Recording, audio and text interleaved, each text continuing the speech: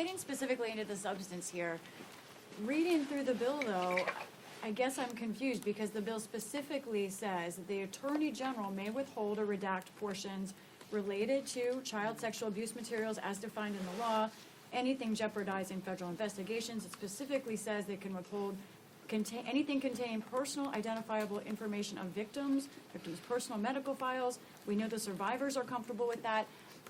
All of these things are actually in this bill. That's why I'm Let me give you an confused. example. We could be up here for a long time. I'll litigate it with you. 'cause Let's I write all do the it. stuff. Like, what Right. specifically is Okay, missing? so the first one you mentioned. Yeah. Okay, so here's HRS 581. This is the discharge, okay? It says on page 5, redact anything that depicts or, quote, depicts or contains child sexual abuse material, CSAM, as defined under 18 U.S.C. 2256, okay?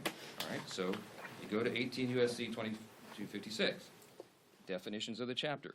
Nowhere in this section, okay, go look it up, all right, does it contain the definition of child sexual abuse material. So I used to litigate federal cases, and I would challenge statutes in court, okay? The language is very important and very precise. If it's not listed here and this were to become law, child sexual abuse materials are not included.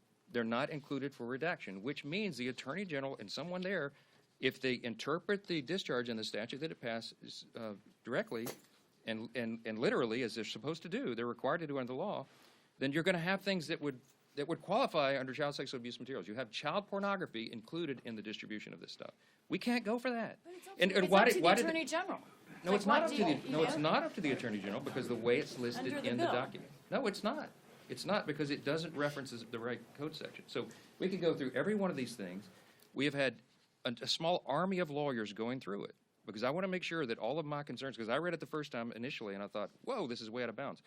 We have in fact, we'll put on the speaker.gov. I'll put it on the website here when we leave. You'll see the summary of the legal analysis, and it goes through point by point, and it points to the specific sections in the discharge. Guys, we're not making this up, and you can take it to your counsel at your outlet's offices and have them review it, and they'll tell you the same thing. This should have been done in a much more careful manner, and it was not. And I'm going to point out again, when the authors were asked to fix it, they said they weren't interested in doing that. Okay, why? Because this is a raw and obvious political exercise. Again, I'm just going to leave you with this question. You should go ask them all. If you were so concerned about the Epstein files and protecting the victims, why didn't you do a darn thing about it for the 4 years of the Biden administration? All this stuff was sitting in a warehouse, and nobody said a word about it. They didn't care. Now they're doing it. We all know why, because they're trying to attack President Trump. That's ACA it. question. Thank you.